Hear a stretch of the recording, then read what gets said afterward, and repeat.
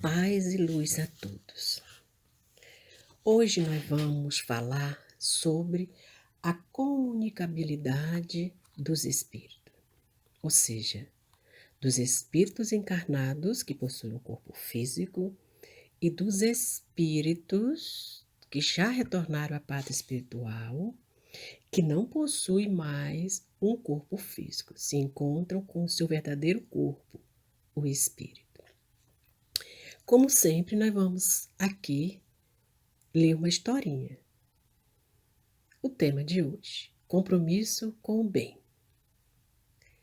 Mateus adorava o primo mais velho, Anthony, mas, às vezes, achava ele um pouco esquisito, como agora, quando observa Anthony falando sozinho.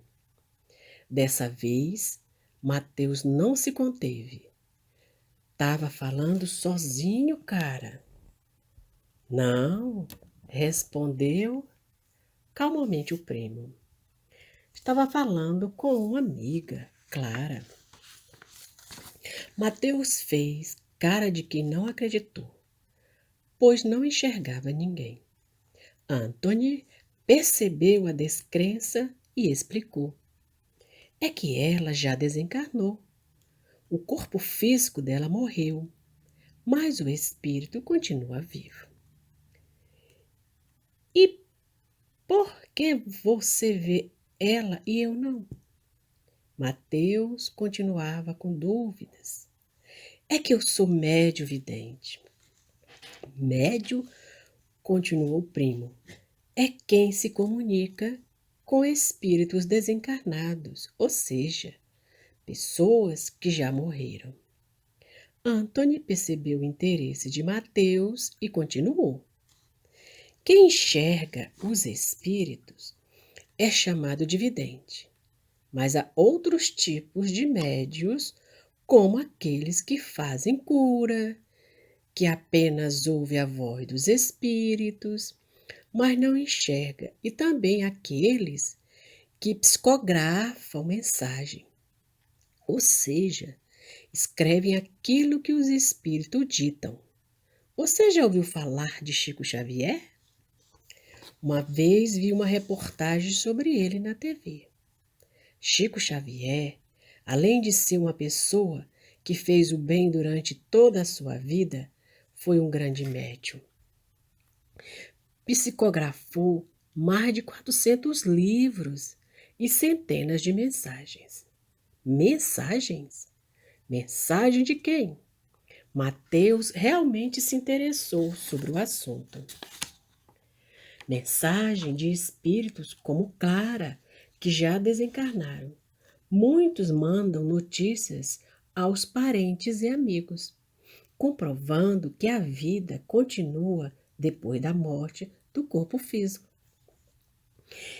É como quando fazemos a brincadeira do copo e falamos com o espírito, não é? Isso não é uma brincadeira, é algo muito perigoso.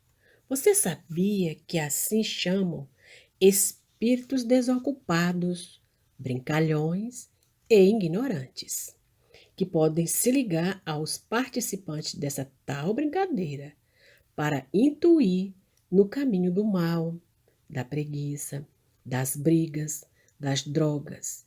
Ninguém devia brincar de falar com os espíritos. Mateus estava prestando muita atenção. Entendi, disse Mateus. Ser médio é ser alguém especial, escolhido por Deus. Anthony sorriu e disse que desde que ele era bem pequeno, via espíritos. No começo, tinha medo, mas depois foi entendendo o que estava acontecendo. Disse também que um médium não é alguém especial, mas sim uma pessoa que antes de nascer assumiu o compromisso de usar a mediunidade para ajudar os outros. Mateus achou legal ter um primo médio, mas e ele porque não era médio também? Nem todo mundo vê, fala, ouve os espíritos, porque nem todos têm esse compromisso.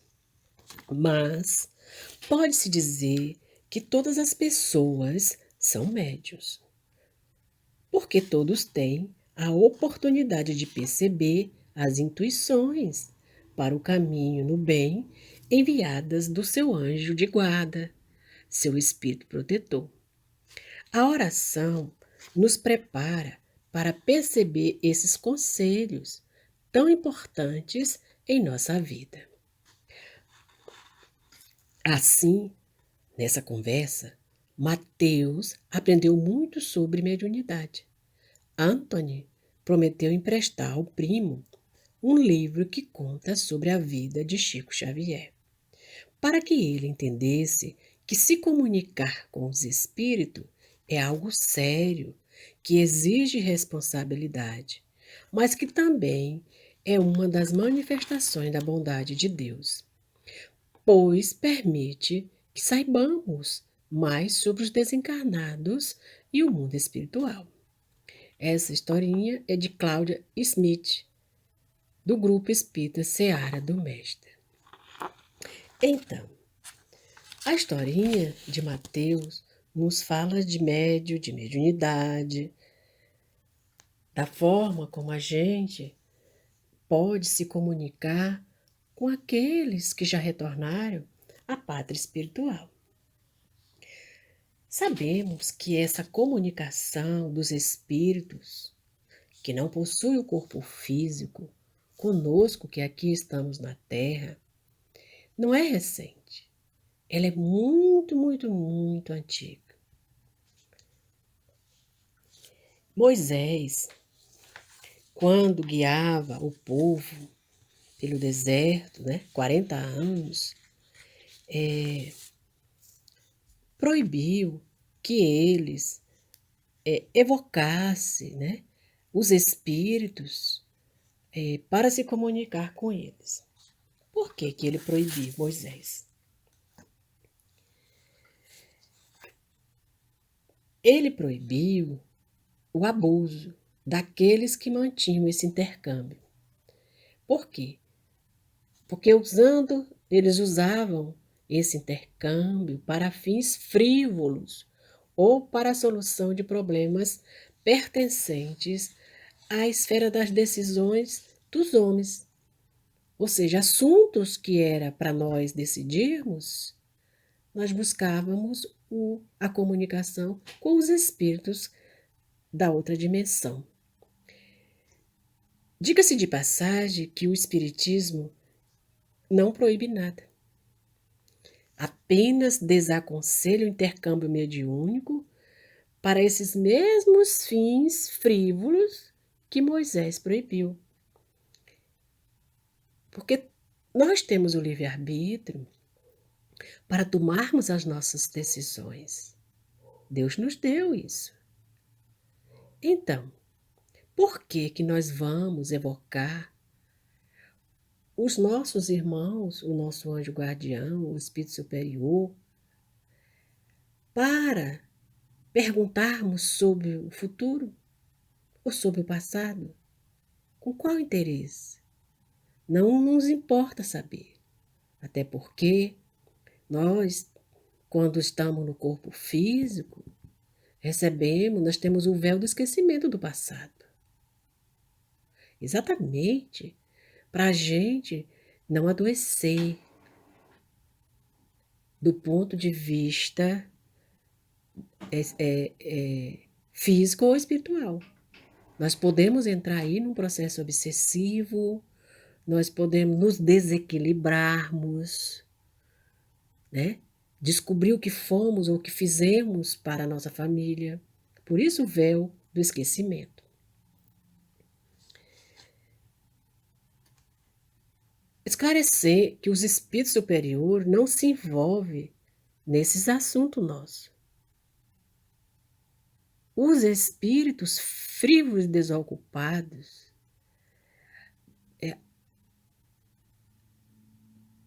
procuram entrar em contato conosco pela nossa intuição, ou mesmo naqueles lugares que chamam de umbanda, candomblé. Existe o bem, mas também existe o mal. Então, o futuro pertence a Deus. Não nos cabe nos preocuparmos com o amanhã, porque ele pertence a Deus. Temos que viver o nosso hoje e fazer as nossas escolhas, porque nós ganhamos o livre-arbítrio. É nós que temos que resolver as nossas questões pessoais, as nossas aflições.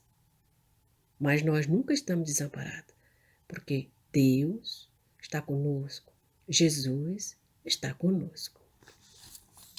Então, seguindo aqui sobre a comunicação dos espíritos,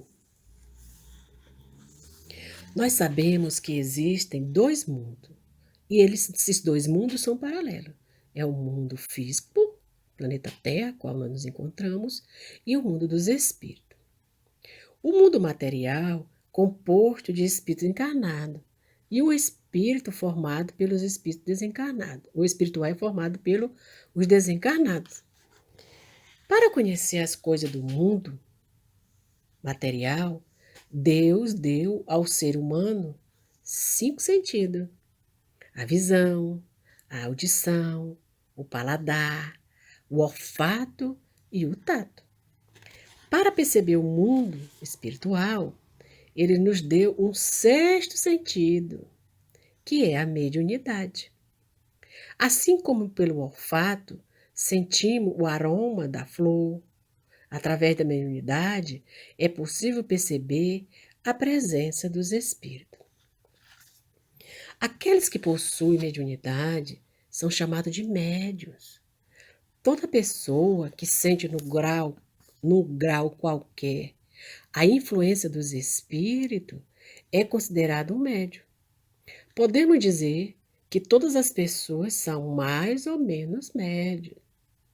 No entanto, os médios propriamente ditos são aqueles que entram ostensivamente em comunicação com os espíritos e transmitem as suas mensagens.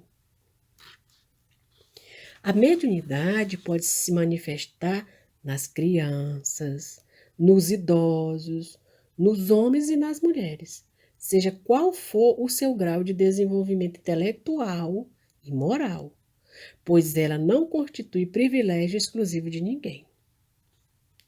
Deus quis que a mediunidade existisse para que cada um pudesse obter a prova da imortalidade da alma.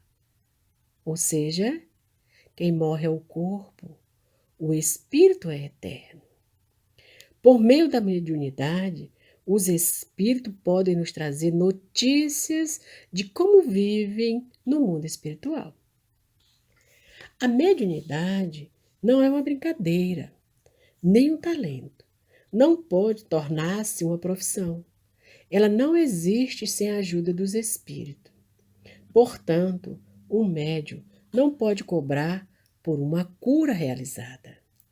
Jesus ensinou que devemos dar de graça o que de graça recebemos. Tudo que nós fizemos de bom, de caridade para com o próximo, nós não podemos cobrar. Aquele que é portador da mediunidade tem como tarefa utilizá-la para seu auto-melhoramento, para o seu aperfeiçoamento, desenvolvendo valores nobres e para o benefício das pessoas, consolando e amparando os doentes e os aflitos. Os médiuns devem estudar o Evangelho de Jesus, devem ser humildes, pacientes e amorosos com todos que atendem. Não devem buscar vantagens pessoais, como dinheiro, presentes ou elogios. Para ocorrer a comunicação, o espírito não entra no médium. Por quê? 2 seres não podem ocupar o mesmo corpo. A física já diz isso. O espírito comunicante entra em contato com o perispírito do médium e, através deste, atua sobre o seu corpo físico. Essa faculdade não se revela da mesma maneira em todos nós. Existem diversos tipos de mediunidade. Nós temos os médiuns videntes, nós temos os médiuns de psicografia, nós temos os médiuns de efeitos físicos, os médiuns de cura, os médiuns de psicofonia e os médiuns audientes.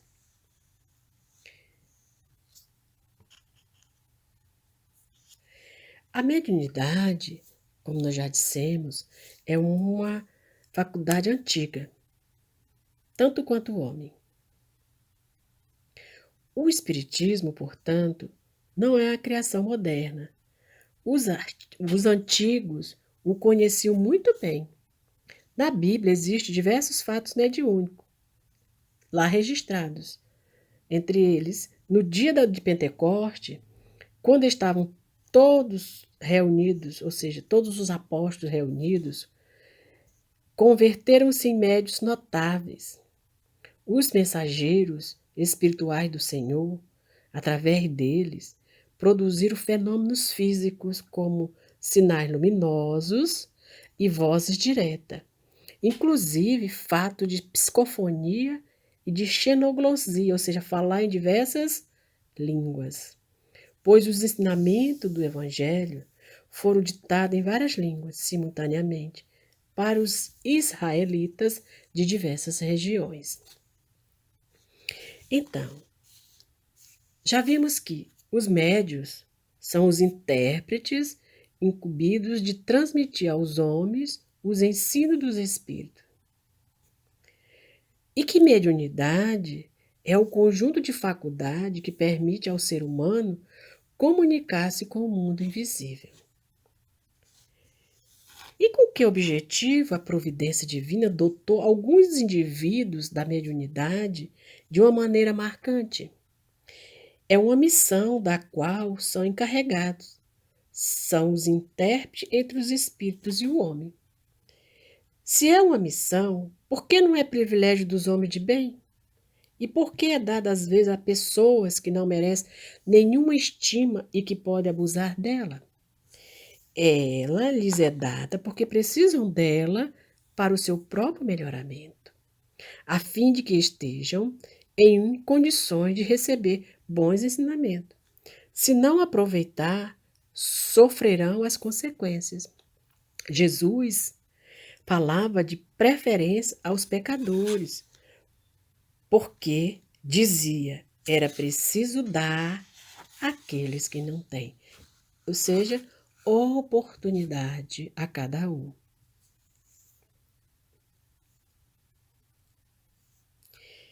Não deverão encarar a mediunidade como um dom ou como um privilégio. Sim, como bendita possibilidade de reparar os seus erros do passado.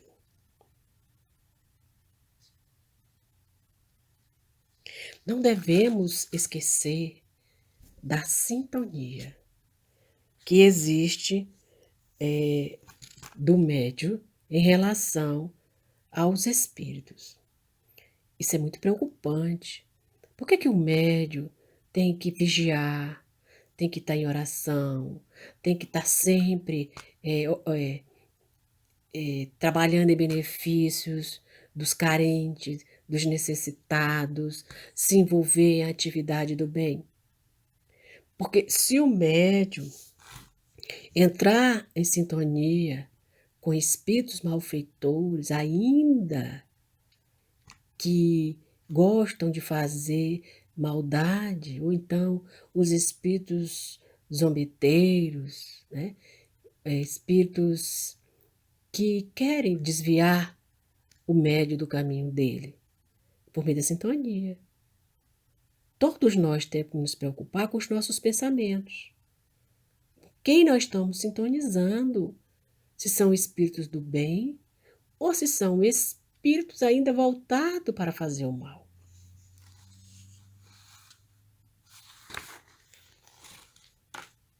A doutrina espírita, né, essa doutrina que nós estudamos, ela chegou até nós por meio da mediunidade. Os espíritos superiores, eles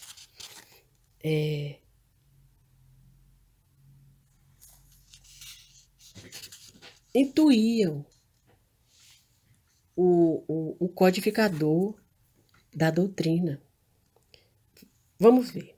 O nascimento da doutrina dos espíritos está diretamente relacionado aos processos de comunicação entre os dois planos da vida, pois foi lá pelo meado do século XIX que o intelectual, né, que nós conhecemos hoje como Allan Kardec, mas ele se chamava Hippolyte Léon Denisard, ele era francês, Hippolyte Léon Denisard Rivail, ele começou a se interessar pelos fenômenos que existiam no mundo à época.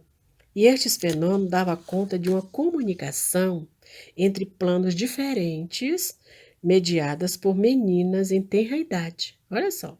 Nestas comunicações, podiam-se comprovar a existência de vida após a morte. Todas as repercussões advindas desta descoberta. Depois de se debruçar diretamente sobre o assunto, que ele estudou muito, Kardec, pesquisando e estudando, constatou a veracidade dos fatos e passou a escrever e a se dedicar a esses fatos. A partir daí, se transformou no grande codificador da doutrina dos espíritos. Né? Essa doutrina que se chama o Consolador Prometido. Num período pouco maior que 15 anos, olha só.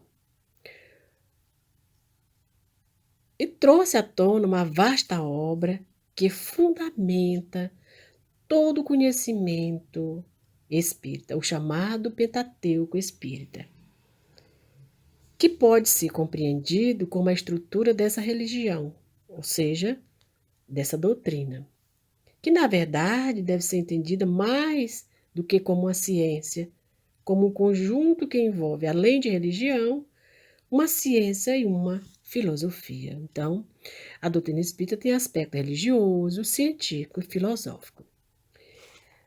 Após esses estudos todos de Kardec, ele publicou, né, um dos livros do Pentateuco Espírita, o Livro dos Espíritos, em 1857.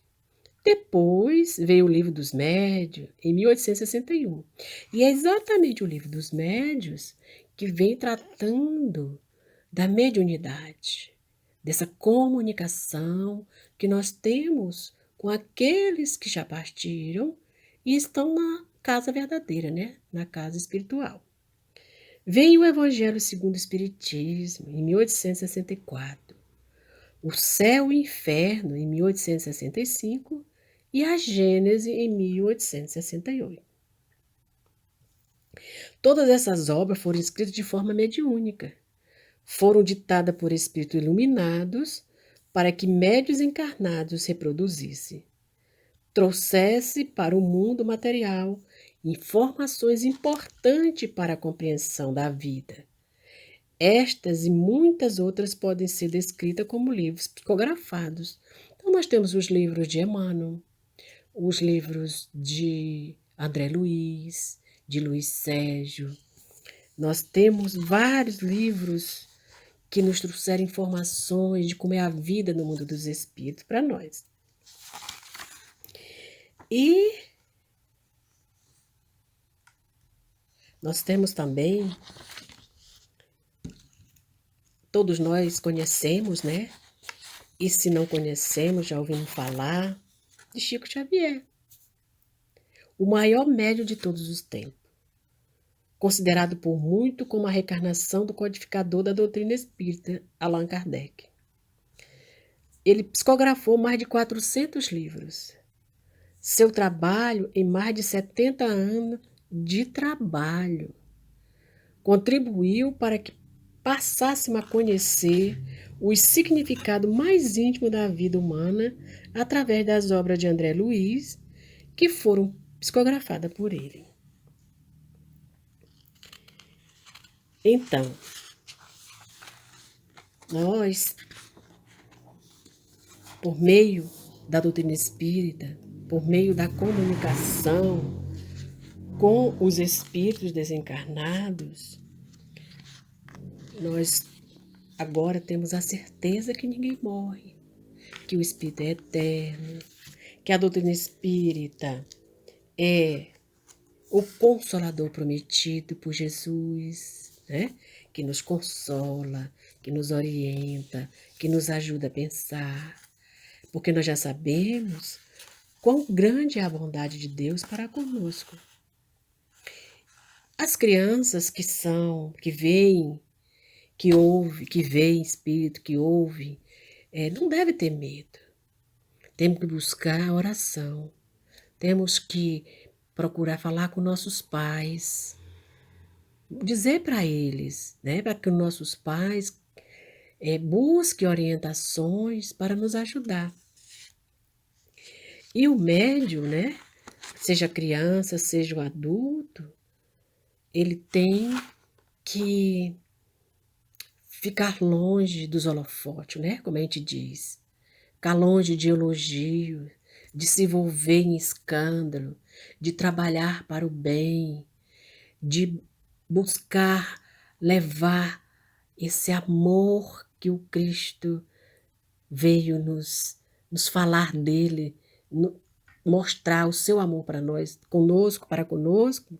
Então, nós temos que levar essas orientações de consolo para as famílias aflitas, para os jovens que querem, que escolher o caminho da porta larga, né? O caminho das ilusões, da vida fácil, da preguiça. A oração é o remédio para todos nós.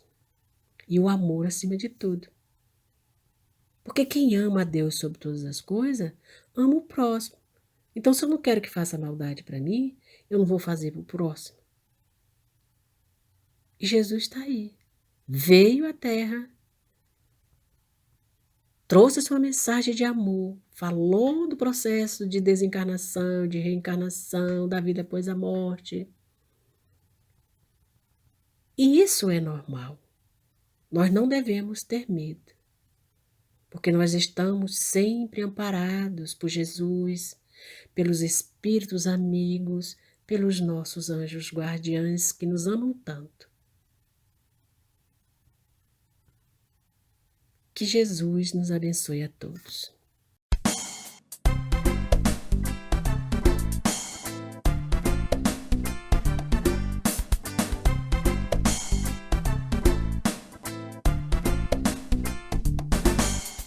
Quando eu era uma criança, eu não entendi o que era morte. Depois dela, o que ia acontecer? Era mistureba que eu ouvia de quem também não sabia, ainda por cima com os bichos da TV. Quando eu era uma criança, eu não entendi o que era morte. Depois dela, o que ia acontecer? Era mistureba que eu ouvia de quem também não sabia, ainda por cima com os bichos da TV.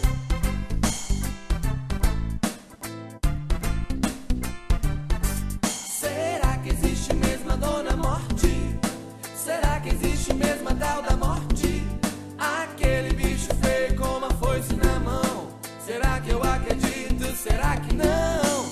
Será que existe mesmo a dona morte?